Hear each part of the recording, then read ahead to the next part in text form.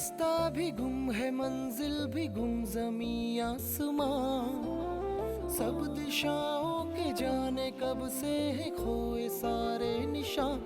छाया हुआ है एक धुआं, धुंधला सा है सारा समा। राह वीरान है, रुत परेशान है, जिंदगी सोच के जैसे हैरान है। क्या खुशी होती है, क्या है गम, ये कहाँ आ गए हम, ये कहाँ आ गए हम। बात यह है अंकल कि मैं अभी सगाई नहीं कर सकता। क्या? मैं सिर्फ इतना कहना चाहता हूँ कि मेरा किसी के साथ ऐसा कोई रिश्ता नहीं है जो निधि और मेरी सगाई में रुकावट बन सके। अब ज्यादा मर्यादा पुरुषोत्तम बनने की कोशिश मत करो यार। अक्षय, तुम मुझे बचपन से जानते हो, कम से कम तुम्हें मुझ पर पूरा भरोसा क्या है। इस लड़की का नाम पवित्रा है? हाँ। क्या ये तुम्हारी बीवी कहलाती है? हाँ।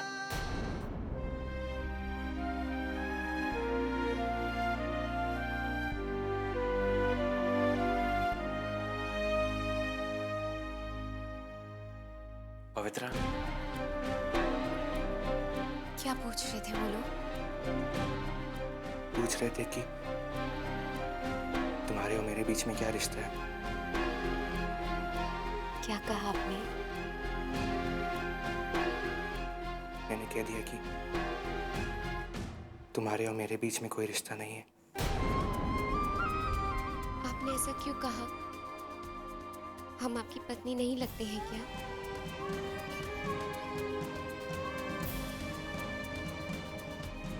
आप हमसे नाराज हैं ना? हम इस तरह अचानक स्कूल छोड़कर घर वापस आ गए। नहीं, मैं तुमसे बिल्कुल नाराज नहीं हूं। मैं तो अपने आप से नाराज हूं पवित्रा। कितना उलझा दिया है मैंने अपनी जिंदगी को।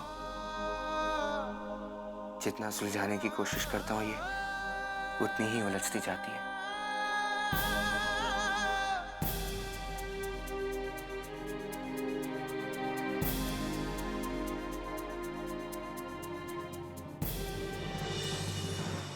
तो ये खबर सच थी, लेकिन आदित्य ने तो मुझे ये बताया कि जब वो वल्लभगढ़ गया तो एक भयानक हादसे में उसके बाबा साहब की मौत हो गई थी। हाँ डैड, उसने ये बताया था, लेकिन उसने ये नहीं बताया था कि उस हादसे से पहले उसने शादी कर ली।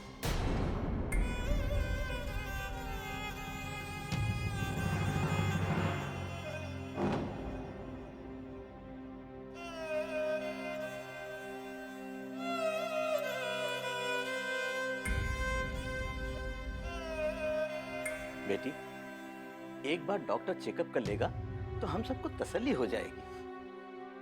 नहीं डैड, मुझे किसी डॉक्टर की जरूरत नहीं है। देखो, आदित्य एक बहुत अच्छा लड़का है, वो इस तरह से हमें धोखा नहीं दे सकता है। शायद अक्षय को ही कोई गलतफहमी हुई होगी। डैड प्लीज, आप लोग मुझे कुछ देर के लिए अकेला छोड़ दीजिए।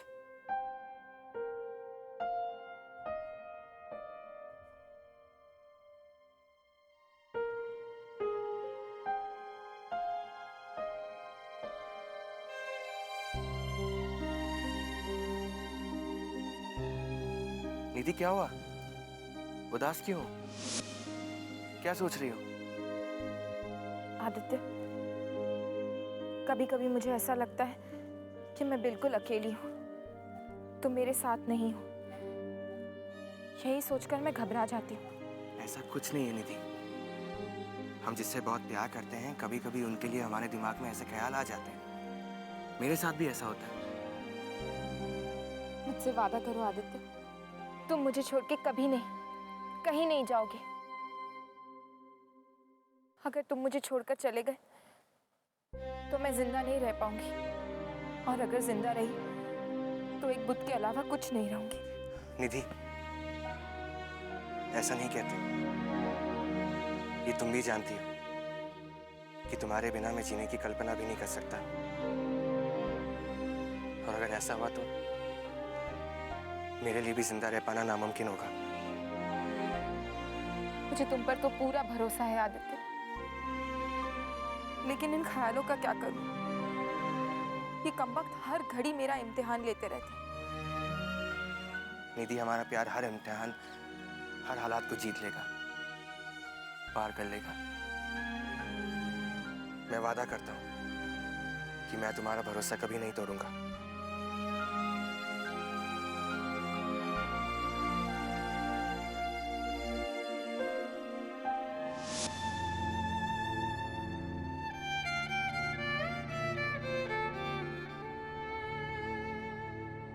डैड, मुझे लगता है हमें निधि की सगाई की तैयारियां जारी रखनी चाहिए।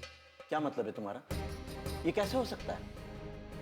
हमें बस एक चीज बदलनी पड़ेगी। कौन सी चीज? निधि की सगाई आदित्य के बजाय किसी और से कर दी जाए, ताकि हम अपने आप को बदनामी से बचा सके। डैड, लेकिन इतने कम समय में हम निधि की सगाई करेंगे किससे? डैड, मेरी नजर में एक लड़का है जो निधि से सगाई कर सकता है। कौन है वो? गुलशन। दिमाग खराब हो गया है तुम्हारा? क्या बकवास कर रहे हो? निधि की सगाई और गुलशन से? Are you mad?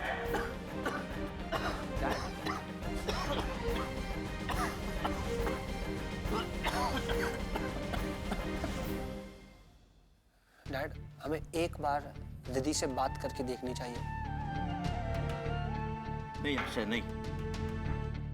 तुम निधि को जानते नहीं। तुम उसे डराओगे, धमकाओगे, उसे और तकलीफ पहुंचाओगे। बहुत दुख झेले उसने, अब उसे और नहीं।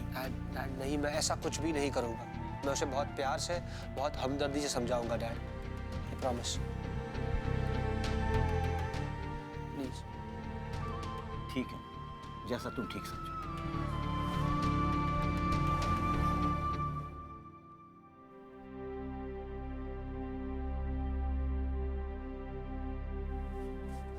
निधि, तुम्हारे साथ जो भी हुआ उसने डैड को पूरी तरह से तोड़ दिया है।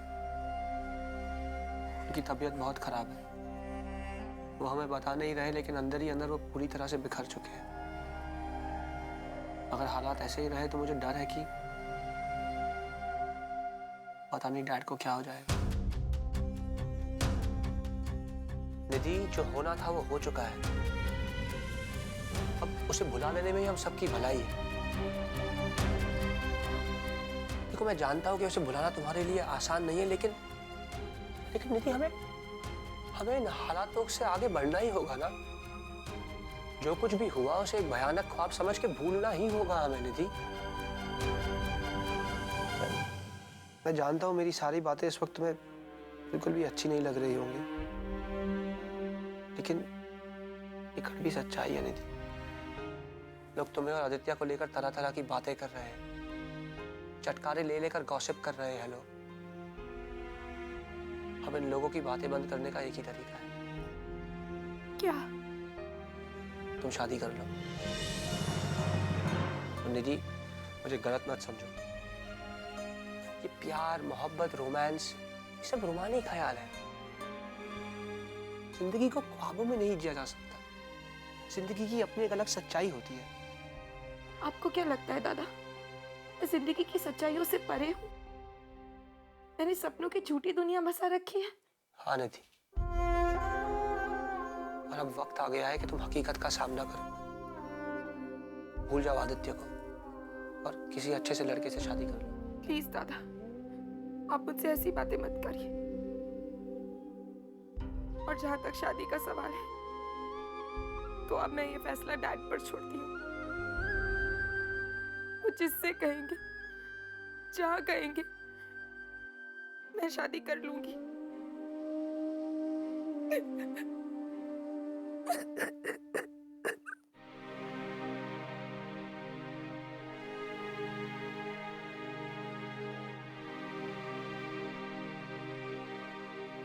निधि ने शादी के लिए हाँ कह दी। डैड, मैंने उस पर कोई दबाव नहीं डाला, ना डराया ना धमकाया। अगर इस वक्त आप जाके उससे कहेंगे तो वो गुलशन से शादी करने के लिए तैयार हो जाएगी। क्या मुझे ही बात करनी पड़ेगी।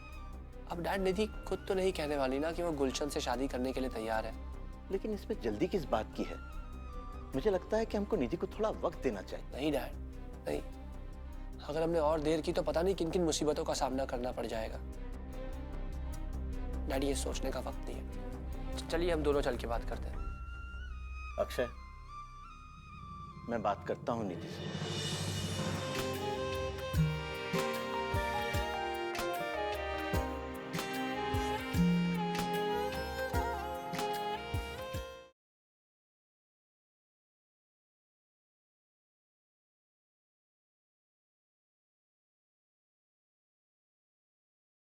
ये कहाँ आ गए हम।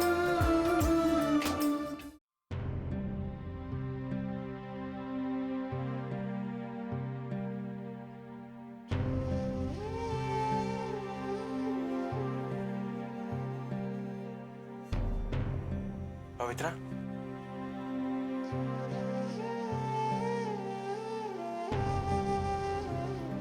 आप आज आपने आने में बहुत देर कर दी। आज काम बहुत था, पर तुम इस तरह तैयार और ये पूजा की थाली। वो हम आपका इंतजार कर रहे थे। क्यों? आज का दिन हर पत्नी के लिए बहुत ही सौभाग्य का दिन होता है। लेकिन तुम क्या? कुछ नहीं।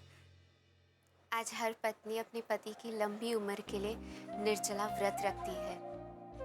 फिर चांद देखने के बाद पत्नी अपने पति के हाथों से जल पीकर अपना व्रत तोड़ती है। आज करवा चौथ है। मतलब तुमने सुबह से पानी तक नहीं पिया? नहीं। तो पहले तुम चलो पानी पियो, अपना व्रत तोड़ो। हम ऐसे ही थोड़ी ना अपना व्रत तोड़ेंगे।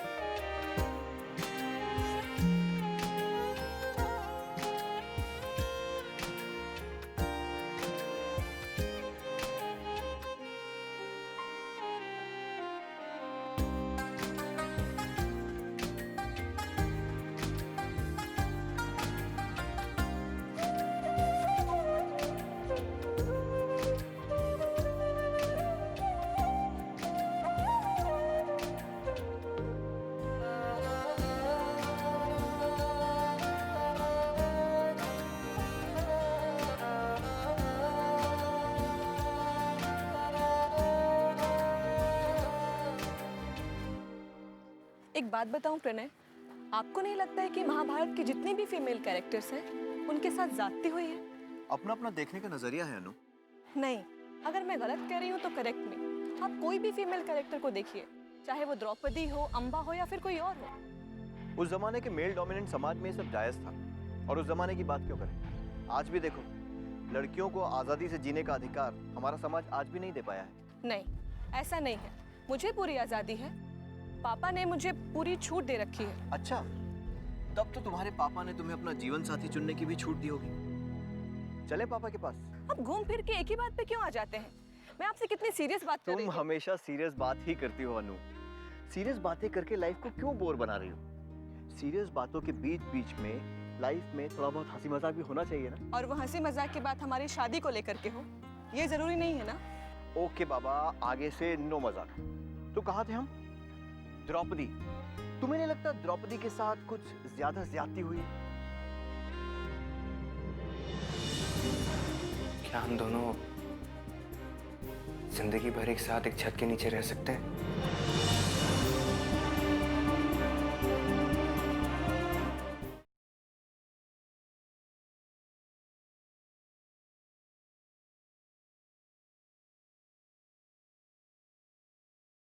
ये कहाँ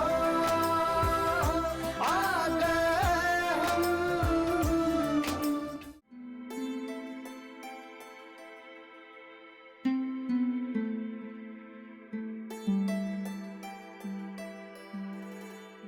पवित्रा, जी? आज अखबार में बहुत दिलचस्प कहानी आई है, सुनोगी? कहानी? आप हमें सुनाएंगे? हम जरूर सुनेंगे। तो सुनो, बहुत साल पहले की बात है। एक क्षत्रिय समाज था। कितने साल पहले? बहुत साल पहले की बात है, जब हमारे यहाँ राजा महाराजाओं का जमाना हुआ करता था। अच्छा, तो उस समाज की एक बहुत ही अनोखी रीत थी। कैसी रीत? तुम सवाल बहुत करती हो, सवाल बंद करो और कहानी सुनो। जी।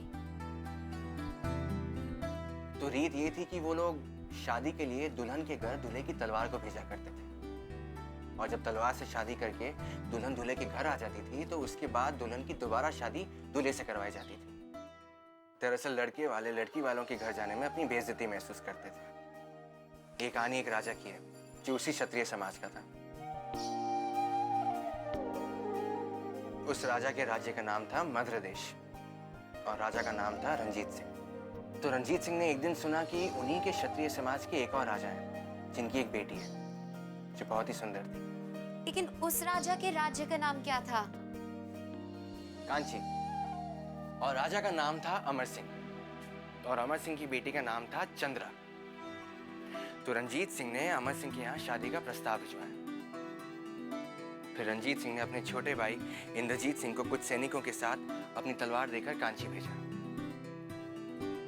कांची में बड़ा ही खुशी का माहौल था। शादी के दिन पूरे कांची को दियों की रोशनी और फूलों से सजा दिया गया। लेकिन ताज्जुब की बात यह थी कि चंद्रा को अभी तक अपने होने वाले पति का नाम नहीं मालूम था। ऐसा क्यों? क्योंकि जब चंद्रा पैदा हुई थी तो एक विद्वान पंडित ने राजा अमर सिंह से कहा कि शादी से पहले बेटी को उसके होने वाले पति का नाम ना बताया जाए, क्योंकि ये उसके लिए अपशगुन होगा। खैर, रीत रिवाज के तहत चंद्रा की शादी रंजीत सिंह की तलवार से करवा दी गई। रंजीत सिंह का छोटा भाई इंद्रजीत सिंह अपनी भाभी चंद्रा के लिए बहुत सारे तोहफे लेकर आया, लेकिन दुल्हन का मुंह घूंघट से ढका हुआ था। तो ना ही इंद्रजीत ने दुल्हन का चेहरा देखा और ना ही दुल्हन ने इंद्रजीत का चेहरा देखा। फिर क्या हुआ? इंद्रजीत चंद्रा को लेकर मध्र देश के लिए निकल पड़ा। कांची से मध्र देश का लगभग 15 दिन का सफर था। अगली रात बारात को एक जंगल में रुकना पड़ा। जंगल में ही टेंट लगाया। रात के समय उन्हें जंगल में एक कुछ और नई रोशनी दिखाई दी। सैनिकों ने जाकर देखा तो पता चला कि एक और बारात पास से ही आ रही है, और वो भी क्षत्रिय समाज की ही है।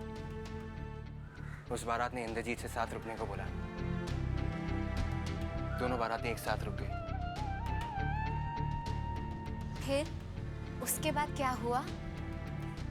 रात के समय दोनों बारातों पे डाकुओं ने हमला कर दिया। हाय राम! उसके बाद? फिर सैनिकों ने डाकुओं के हमले का जवाब दिया, लेकिन डाकू सब कुछ लूट कर भाग गए। और फिर? डाकुओं के जाने के बाद इंद्रजीत ने देखा कि चंद्रा अपने टेंट में नहीं है। तो उसने इधर उधर ढूंढने की बहुत कोशिश की, लेकिन चंद्रा कहीं नहीं मिली। लेकिन चंद्रा कहाँ गई? चंद्रा को दूसरी बारात वाले अपनी दुल्हन समझकर अपने साथ ले गए। क्या? उस दूल्हे का नाम था चैत सिंह। चैत सिंह के यहाँ चंद्रा का स्वागत हुआ, लेकिन चंद्रा को ये नहीं मालूम था कि वो अपनी ससुराल नहीं आई है। और फिर उसके बाद क्या हुआ? चैत सिंह ने चंद्रा को देखा और उससे उसका नाम पूछा, और चंद्रा ने अपना नाम बताया। और फिर चैत सिंह ने जब चंद्रा का नाम सुना तो उसे ये पता चला कि ये उसकी पत्नी नहीं है।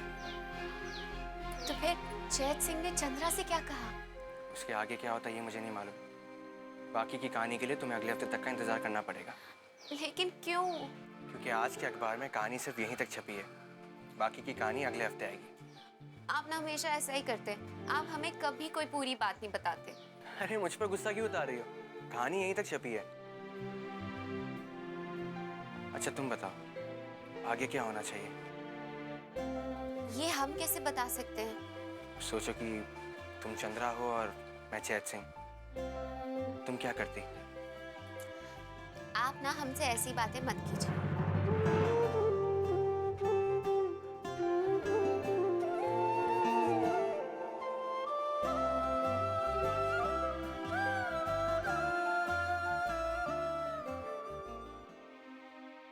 ऐ थके हारे समंदर, तू मचलता क्यों नहीं?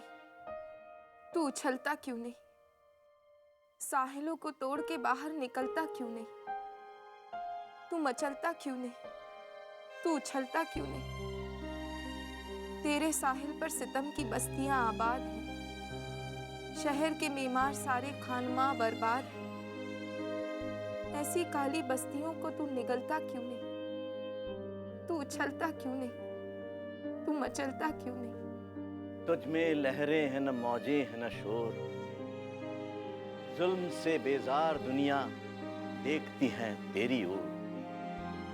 तू उबलता क्यों नहीं, तू उछलता क्यों नहीं, तू मचलता क्यों नहीं? ऐ थके हारे समंदर, तू मचलता क्यों नहीं, तू उबलता क्यों नहीं?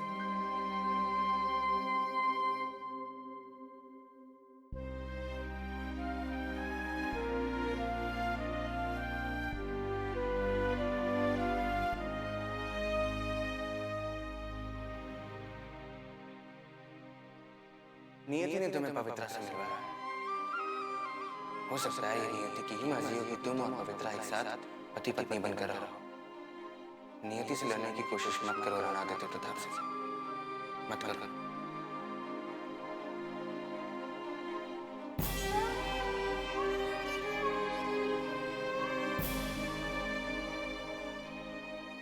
अरे आप कब आए? बस अभी। और हमें पता भी नहीं चला, आपके आने की आहट भी नहीं हुई।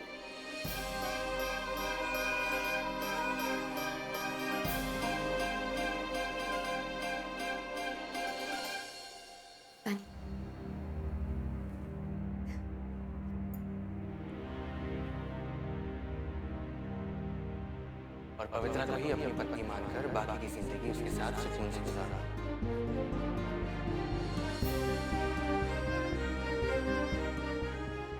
एक बात पूछूं? हमसे कुछ भी पूछने के लिए आपको इजाजत की जरूरत नहीं है, पूछिए।